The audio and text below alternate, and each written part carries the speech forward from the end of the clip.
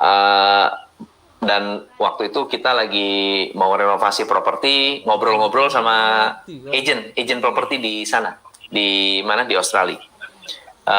Mereka cerita, wah gila ya, waktu China belum ban Bitcoin, exchanger di China kan Bitcoin lagi di beberapa kali disikat tuh, ya disikat.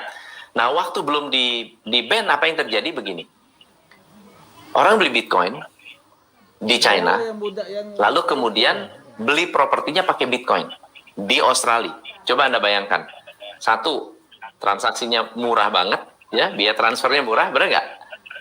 Peer to peer, tidak lewat bank sentral, nggak tahu harus bayar pajak apa enggak, ya kan? Namanya siapa? Tidak ada tidak ada data sama sekali, ya, nggak ada nama. Nah, akhirnya apa? Mulai bingung nih, kok bisa ya uang berpindah dengan sangat mudah? Itu bahayanya kalau nggak ada pengawasan dari bank sentral. Tiba-tiba kok orang kayak mendadak, duitnya dari mana? Dicari tahu, oh ternyata jual properti. Uangnya dari mana? Bitcoin. Nah, udah, gitu kan? Belum lagi yang, kalau itu yang legal bisa ketahuan. Yang ilegal gimana? Barang-barang ilegal. Ya, money laundry gimana? Beli senjata gitu, beli senjata pakai Bitcoin mungkin, kita kan nggak tahu. Tapi sangat memungkinkan hal ini bisa menyebabkan aset kripto itu bisa menjadi berkembang. Nah, begitu teman-teman. Wah, Pak Sukamto, halo. Miner kripto di-ban oleh China. Betul. Coach dulu pernah bahas BCH, menurut Coach ke depannya gimana? Bitcoin Cash gimana tuh? Adiknya Bitcoin. Sebenarnya sih gini Coach ya, jadi banyak yang berusaha untuk mengikuti jejak dari Bitcoin. Makanya kan Bitcoin itu udah beberapa kali di forking ya. Forking itu apa sih? Forking itu jadi mereka berusaha untuk membuat chain baru dari Bitcoin. Makanya ada Bitcoin Gold, ya kan, Bitcoin Cash. Nah, betul. Jadi itu adalah anakan dari Bitcoin. Nah, itu biasanya yang membuat itu adalah miners. Jadi karena kita tahu ya kemarin itu kan mining udah agak-agak berat ya untuk Bitcoin ya, karena persaingannya semakin lama semakin tinggi. Ya, jadi para miners ini ya berusaha untuk membuat anakan dari Bitcoinnya. Ya, jadi ya itulah muncul yang Bitcoin lain. Ya. Nah, sama teman-teman. Kalau dulu saya masih punya trust yang cukup bagus untuk BCH ya, Bitcoin Cash ya. Tapi sejak mereka pecah, itu yang menurut saya agak blunder juga begitu. Nah,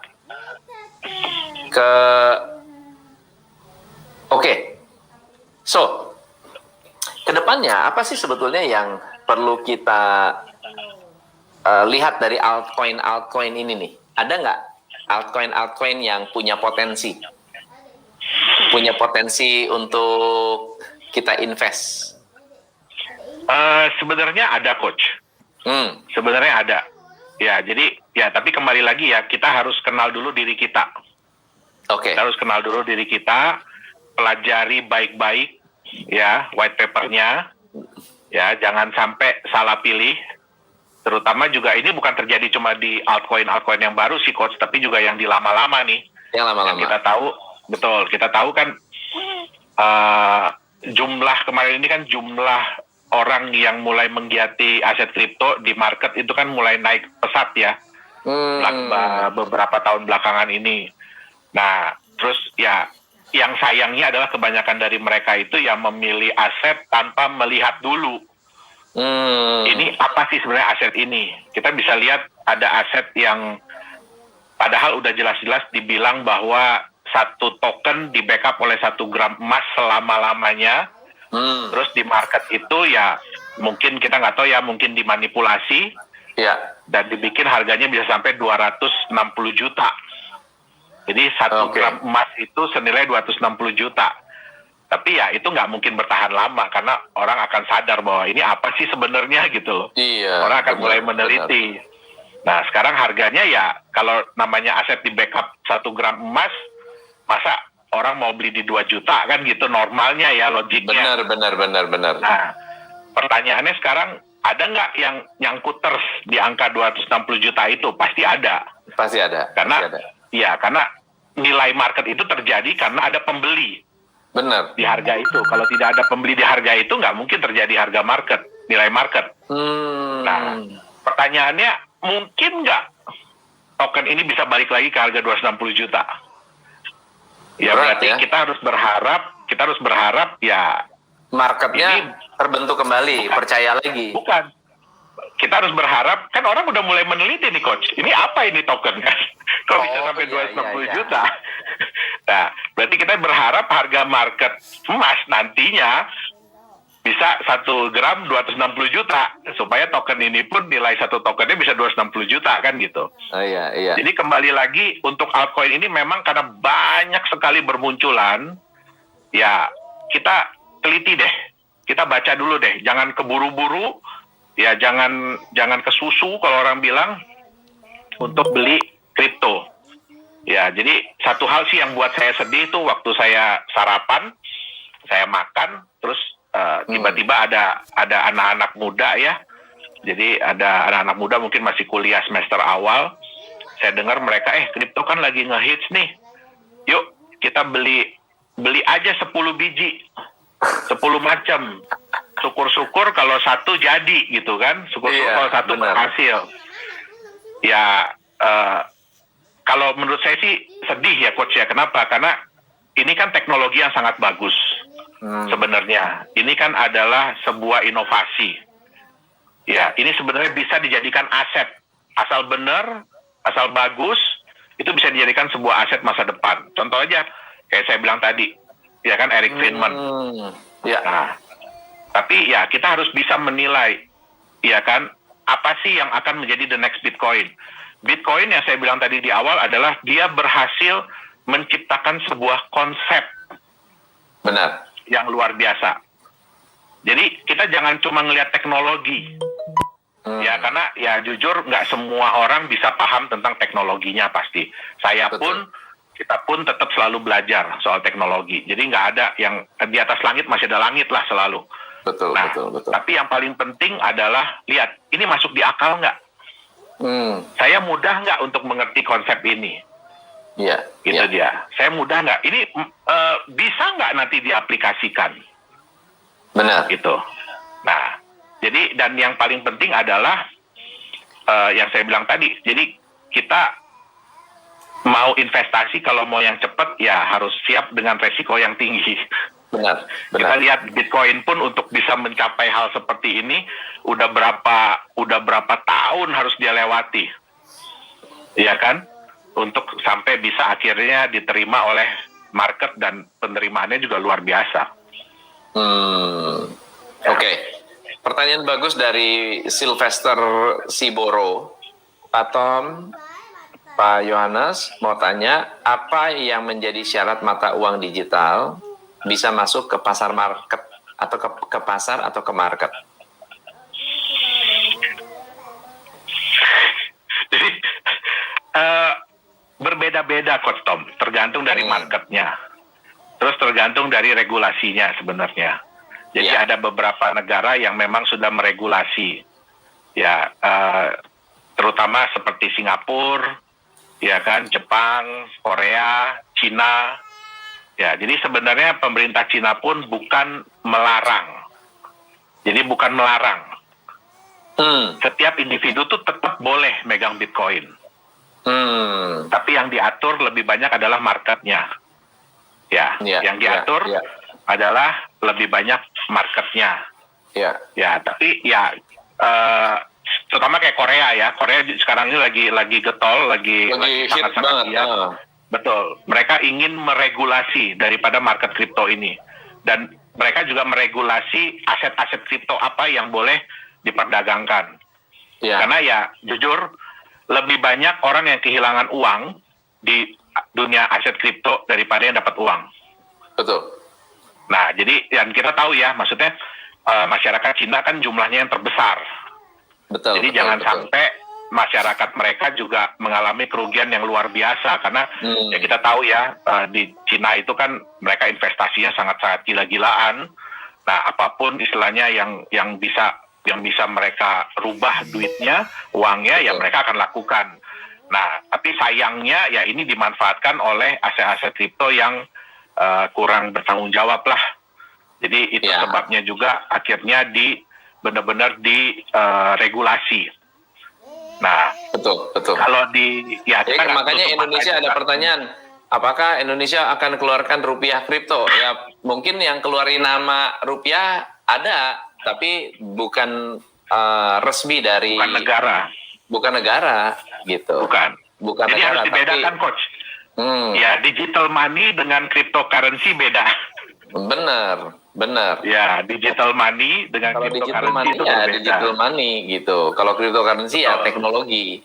Pertanyaan bagus dari Pak Nugraha Tony, tanya Coach, apa arti backup emas di sebuah koin? Oke, jadi kalau backup emas di sebuah koin itu maksudnya adalah sebuah koin atau sebuah token, sebuah aset kripto itu dia memiliki backup emas. Artinya dia merepresentasikan sejumlah emas. Oke. Jadi ada yang backupnya full 1:1 yang saya bilang tadi. Satu token atau satu koin itu di backup oleh 1 gram emas. Ya. Nah, artinya apa? Satu token itu merepresentasikan hak kepemilikan dari 1 gram emas. 1 gram emas. Ya. Kalau dia tidak ada fungsi lain, itu misalnya harganya mengikuti harga emas, dia menjadi stable coin. Betul. Gitu ya. Tetapi kalau dia tidak mengikuti harga emas, dia harus punya utilitas, dia harus punya manfaat lain selain daripada itu. Maka harganya bisa jadi lebih mahal daripada emas, kan gitu, benar nggak? Enggak, Coach. Jadi salah satu kelemahan dari stablecoin adalah orang udah tahu ya bahwa misalnya ada satu koin, dia katanya backupnya emas, tapi ada function lain yang membuat harga dia naik, memungkinkan apa enggak? Kalau dia lebih mengandalkan utilitasnya aja, itu biasanya enggak, Coach. Kalau mengandalkan utilitasnya, ya, USDT. Ya. Betul, USDT itu kan banyak sekarang digunakan untuk sebenarnya lebih banyak digunakan untuk pindah exchanger sebenarnya. Jadi kayak kita bermain di Binance kan di luar negeri. Nah, sekarang bagaimana caranya kita memindahkan keuntungan kita ke Indonesia? Nah, itu biasanya menggunakan USDT. Kenapa? Kalau saya pakai Bitcoin juga kan pada saat pindah saya nggak tahu nih harganya masih sama apa enggak. Betul. Jadi mereka menggunakan USDT yang lebih stabil. Jadi sebenarnya koin-koin stabil itu dibuat untuk mengurangi resiko pada saat perpindahan.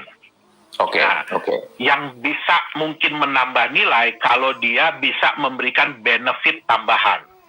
Jadi selain daripada emas, dia bisa memberikan benefit tambahan. Contoh, emasnya nggak segitu-segitu aja tuh, tapi bisa nambah. Bertambah, bisa bertambah. Atau ada benefit lain yang didapatkan oleh pemegang. Nah, itu bisa menciptakan harga market yang jauh lebih tinggi. Iya. Ini pertanyaan bagus nih, Pak Ian Makmur nih. Pak Tom kan tadinya ada koin yang di backup oleh emas, tapi apakah ada koin yang di backup emas, tapi emasnya bisa bertambah? Nah, itu tadi. Benefit itu yang membuat emasnya bisa bertambah. Betul. Berarti ada reason kenapa harganya naik atau kenapa jadi aset itu menjadi valuable. Kenapa orang nggak percaya Bitcoin? Karena kan nggak bisa lihat, nggak tahu. Kalau yang ngerti teknologi mungkin bisa mengerti. Wah, ini powerful banget nih, susah dihack gitu ya. nggak bisa di nggak bisa di apa namanya, kita nggak bisa ganti angka, nggak sembarangan gitu, harus dikonfirm ke sekian banyak network, value-nya ada di situ, harus disetujui oleh para miners, kalau enggak ya nggak bisa. Nah akhirnya membuat Bitcoin itu solid begitu ya, solid udah autopilot ya. Kalau mining di Ethereum masih untung nggak? Sebenarnya sih masih, Coach. Masih ya? Sebenarnya sih masih. Karena ya jujur juga agak menurun ya sekarang ya. Jadi mining power di Bitcoin, di Ethereum itu agak menurun. Jadi persaingan agak sedikit menurun. Itu dia. Jadi sebenarnya terutama harganya lagi bagus. Iya. Ya, saya sendiri juga mining dari sejak 2011 Bitcoin. Ya, jadi harganya lagi bagus. Jadi kita ya masih bisa profit lah dari mining. Tapi butuh modal yang cukup tinggi kalau sekarang. Kalau sekarang ya? Ya, kita butuh modal yang sangat tinggi malah. Oke. Ya.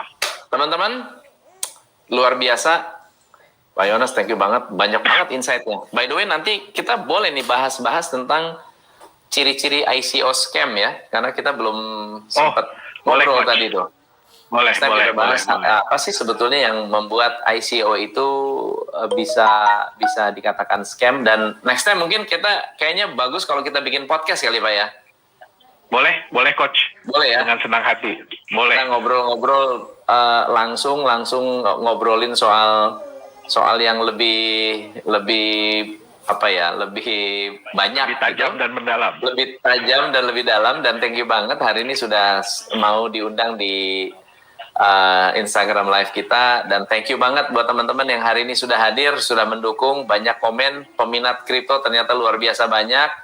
Lain kali kita ngobrol-ngobrol lagi lebih jauh tentang cryptocurrency, dan siapa tahu kita bisa bahas tentang cara jadi miner ya. Nextnya ya, kita bisa sharing berapa budgetnya atau potensi keuntungannya seperti apa. Kayaknya boleh tuh Pak Yohanes yang sudah berkecimpung di dunia itu. Oke. So semuanya thank you banget. Pak Yohanes Chandra adalah CEO Nagaya. Silakan Anda bisa research tentang cryptocurrency, tentang perkembangan cryptocurrency, ataupun tentang bagaimana caranya Anda bisa melakukan investasi dengan tepat sasaran. Tadi kita udah banyak sekali belajar tentang cara melakukan risetnya. So thank you so much Pak Yohanes. Ada pesan-pesan buat teman-teman yang tertarik dengan cryptocurrency atau pengen invest di cryptocurrency untuk masa depan? Ya, jadi yang saya tadi bilang bahwa kita harus menjadi smart investor di dunia cryptocurrency. Smart investor. Kita bukan berarti terus dunia cryptocurrency itu kejam atau apa, tapi ya kalau kita memahami, kita bisa membaca, kita bisa mengerti tentang konsep sebuah kripto, kita bisa lihat keunggulannya apa. Nah, terus ya yang paling penting adalah pakai sense. Make sense. Jadi kita harus pakai, betul. Kita harus, kalau kita mengerti, baru kita ikut berkecimpung. Jadi jangan cuma ikut berkecimpung karena ngelihat tren, ya kan, ngelihat wah ini lagi heboh cryptocurrency, tapi kita nggak tahu apa-apa. Nah, terus ya kita mau jadikan aset kripto ini aset masa depan. Jadi tolong jangan dijadikan sebagai aset spekulasi. Nah, saya setuju banget ya. Uangnya, maksudnya konsepnya bagus, tapi dicemari oleh banyak orang yang memanfaatkan ini menjadi sebuah scam ya. Tapi juga kalau tidak ada peran serta dari pembelinya juga scam itu harusnya nggak ada, bener nggak? Betul. Karena si pembelinya ini juga pada pengen untung cepet gitu. Itulah yang menyebabkan para pemain MLM, waduh luar biasa, money game ya, bukan MLM yang bener ya, tapi nggak ada produknya gitu ya. So thank you sekali, makasih banyak teman-teman yang ada di Instagram. Thank you. Saya langsung upload di IGTV buat yang mau lihat reviewnya. Thank you so much. Good job. Oke, thank you. Luar biasa. Makasih banyak. Dahsyat. Terima kasih semua teman-teman. Ya, makasih. See you.